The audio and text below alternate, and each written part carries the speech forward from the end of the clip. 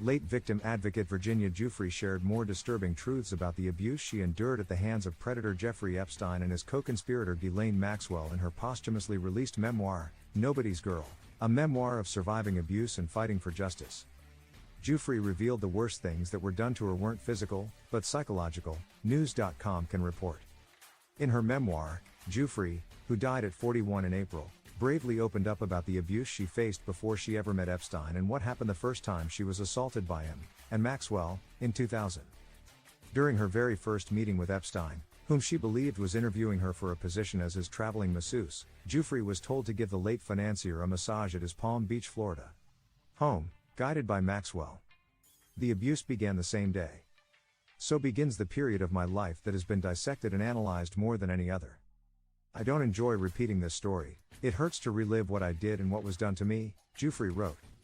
What's more, as I describe the chronology, transgression by transgression, I worry that the awful details distract from a broader truth, she added. Yes, I was.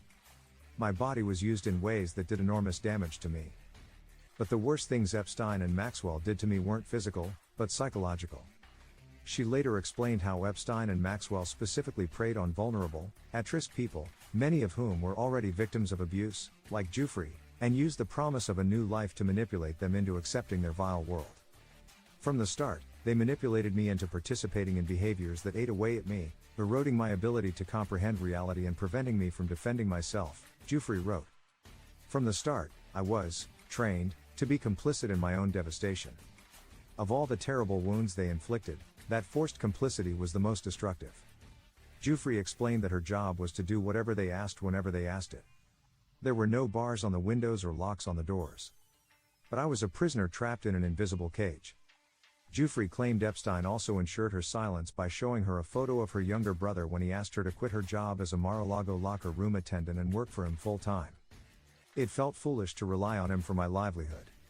Epstein must have sensed my qualms, though, because he walked around his desk, picked up a grainy photograph, and handed it to me. The image had been taken from some distance, but it was unmistakably my little brother, she wrote. Giuffre felt a stab of fear while inspecting the photo. Epstein then warned her, "We know where your brother goes to school," she wrote, before he added, "You must never tell a soul what goes on in this house." He also allegedly told her, "I own the Palm Beach Police Department, so they won't do anything about it."